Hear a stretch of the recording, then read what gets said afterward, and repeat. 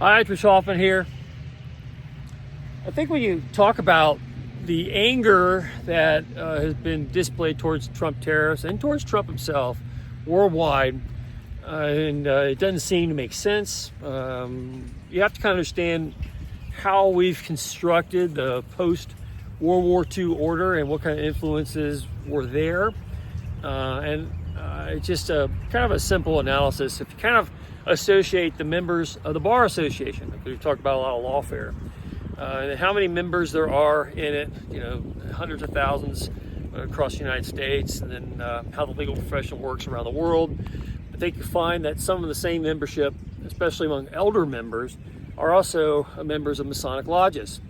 The fraternity that you have, the social fraternity that you find in Masonic memberships, and what do they believe?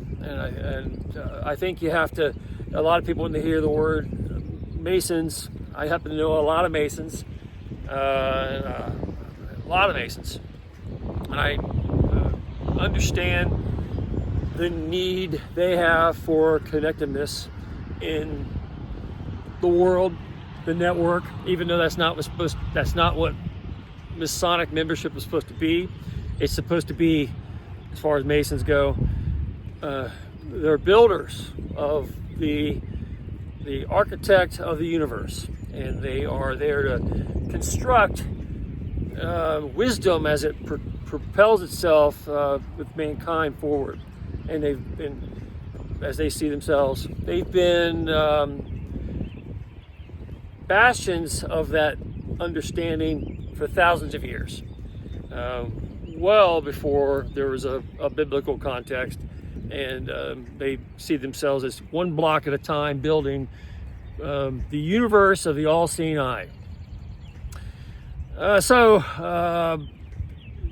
to understand that further, you have to understand the story of Hiram Abiff, the master architect, the builder of King Solomon's temple.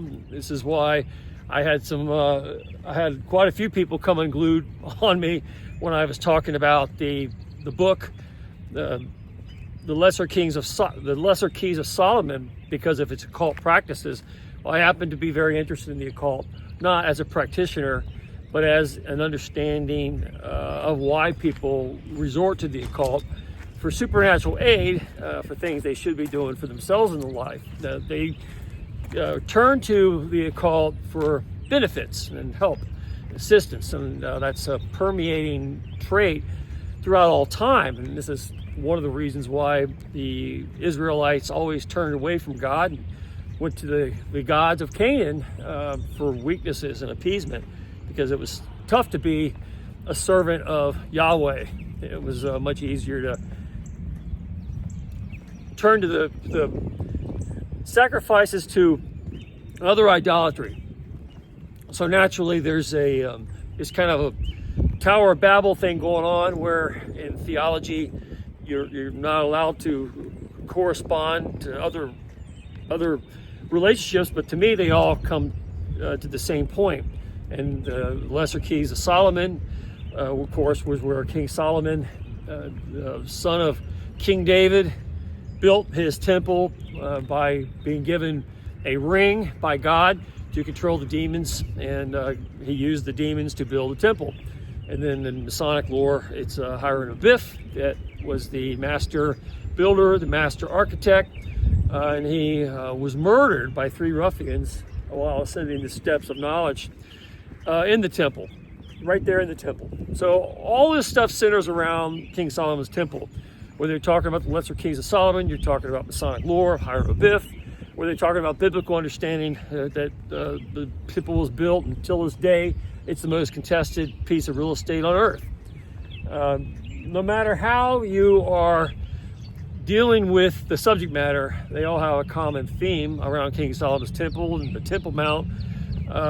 Even the crucifixion of Jesus took place, in that area on the Temple Mount, turning over the vendors at the temple. This is all centered around King Solomon's temple. So when you have an understanding of all that and all these approaches a philosophy that spawned off of it, you can't help but go look and see what these Masons are thinking about the core of their story, Hiram Abiff, and his murder by 3 ruffians. And the reason they murdered him is because he would not disclose the hidden knowledge that is part of Masonic lore. Now, that hidden knowledge is essentially, how can you serve? How can you be a block of existence and building a better universe? And of course, for them, it all falls on altruism. But if you're an Ayn Rand advocate, of course, altruism is a bad word. Being selfless, giving of yourself, getting rid of all your material needs, the conflict. And again, I refer to the Tower of Babel because when everybody was being spread apart so they couldn't come together to go build a tower to heaven, why would God have a problem with that? And I think there's a lot of political circumstances that could fall into other elements that are interesting to think about. But when you start looking at elements of theology and how they don't correspond to each other, where the assumption is, well, if it's not in the scripture that was designed by a bunch of people over the course of the Middle Ages, with various refinements of the Bible itself, leading up to the King James Version, there's a lot of supplemental documentation, such as the Lesser Keys of Solomon, that were formed in different circumstances, and these Masonic orders and the Knights Templars and all these different groups that had their own approach to these issues, but they don't speak to each other. They're separated by ideological differences that reside within the rules of theology. So you never really understand what the heck's going on if you're not looking at the big picture. And I think you have to look at the big picture in the case of Masons and their role, because almost every town in the United States and all across Europe and all around the world, Masonry is a fraternal relationship that has permeated beyond politics in a lot of ways. I think of Santa Ana and Sam Houston and Daniel Boone or Davy Crockett. They had relationships to Masonry. Of course, George Washington was, and I've often said the entire town of Washington, D.C. is built around Masonic imagery. So the intent has always been enlightenment and goodness and doing well, making good things in the world, but it's centered around altruism. And when you have, and like I said, in every town, you have Masonic lodges, you have a need for human beings, especially men, to have membership, relationships with other community leaders. You tend to get your 1 or 2% of your community leaders seeking Masonic sponsorship. And of course, the network, because it's supposed to be selfless, they get jobs for each other because they're trying to help each other out so they can better serve the needs of the lodge. The needs of the lodge is to build a better universe, built on wisdom, cascaded over time. And Trump and these Trump tariffs are what is going against what they think is the worst thing to do, which is center a society on materialism, because you're supposed to be working towards spiritualism. And of course, that's what the core tenets of religion are, to become more of a spiritual creature and less of a material creature. And here comes Trump and capitalism. And it's all about what can you get in the here and now, what can you get in this life, and it serves the animal powers, the lesser degrees of human existence, where you're supposed to get rid of all your material possessions before you die, and be selfless and become part of the void of the universe and fill it block by block to a wiser world from the way they see it. And that's why there's always so much suspicion about Masons and what they're up to and how they want to rule the world. And they do get in positions of power and have used their networks to help each other do that. And you find that a lot of judges are Masons, especially older ones, if they're over 50.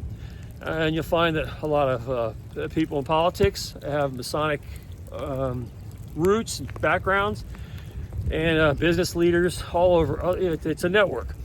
And the shared fraternity is understanding built around Hiram Abiff. the reason why he was murdered and killed, and that he went, he accepted his death, and it's up to everybody else to pick up each block and live in his honor to build the foundation of the universe. That's what the core tenets of Masonry is all about.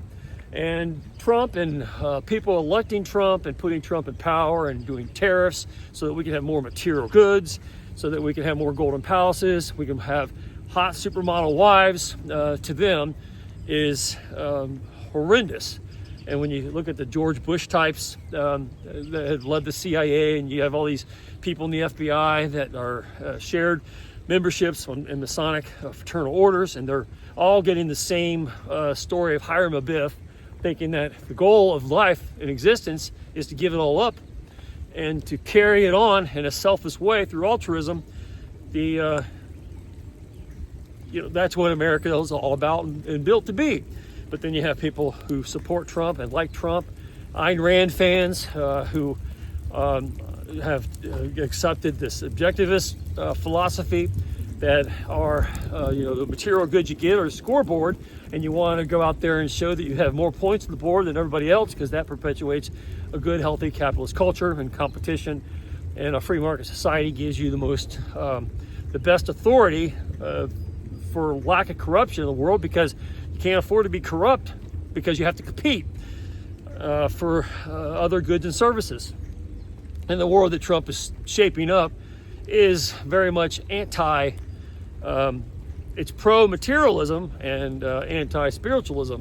And I think the problem is that we've divided the two things up as if they're separate things, and that we don't see them as a complete whole. And that's complicated, and it's a hard thing to explain. I think I can do that over time, but it's hard for people to get their minds around because it's such a unique idea, and it really hasn't been met with correctly in the history of the world. And here we're doing it in the current time in America, and America may have been founded by Masonic and Illuminati influences. You certainly see that when you go to the Library of Congress, without question. Those are certainly, the symbolism is all wrapped up in that wonderful place, really cool place. But are they right? And do they have the right take on life? And is altruism the thing we should be doing? Is charity the pinnacle of the human race? And I would argue not. I think objectivist philosophy has a much better take on what's true and essential in human behavior, but that doesn't mean that you have to have an anti-Christian sentiment about it. There's a balance there that has to be rectified, and that's what we do with building the block by block of the universe. Wisdom may mean that your previous assumption was incorrect, and maybe Hiram Abiff had the wrong answer when he was murdered, and maybe it's much more complex than the core tenets of that movement, which is what I would argue. But there are people who built their entire lives around it.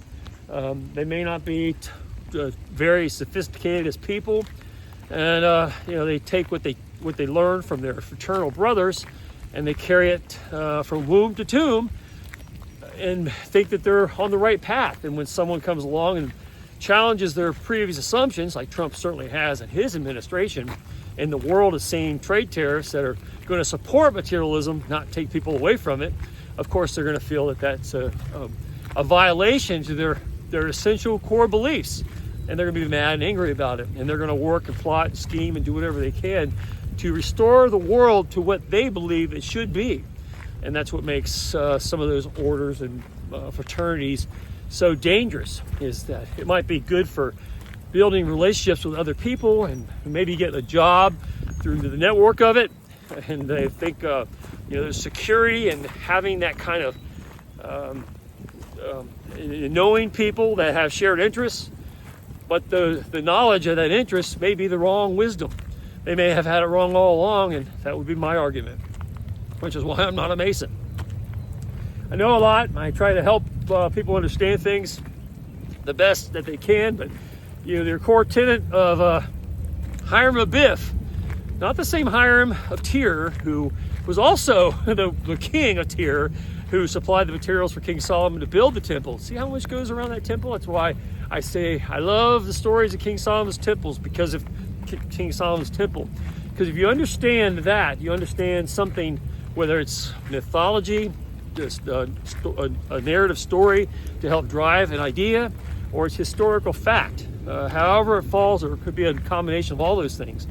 If you study the King Solomon's temple, you'll understand a lot about what's really going on with the human race, and you'll certainly understand why people are so upset over Trump's tariffs. And even if it's irrational, because they've been working against capitalism in the background all along. And you'll find that there's a lot of people who call themselves Freemasons have backgrounds in socialism, or tend to like socialism because they believe in wealth redistribution. And if you really get down to the background and trace people who belong to like Socialist International or the World Economic Forum or any of these things, you'll find that they also have an affinity for Freemasonry and the ideas of altruism and wealth redistribution, and giving up all your material goods and becoming just another block in the Great Wall of the creator of the universe, the all-seeing eye, the ultimate God who runs everything in the background. Their name is Yahweh, but they certainly revere the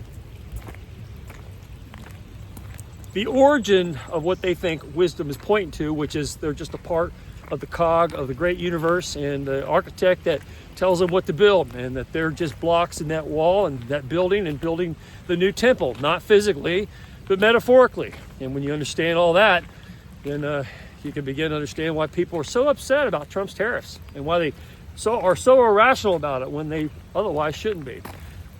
And my argument to them would be, maybe you had it wrong all along, and you're just now starting to realize it. And it might be scary, but the truth is the truth, and you follow it to its rightful conclusion.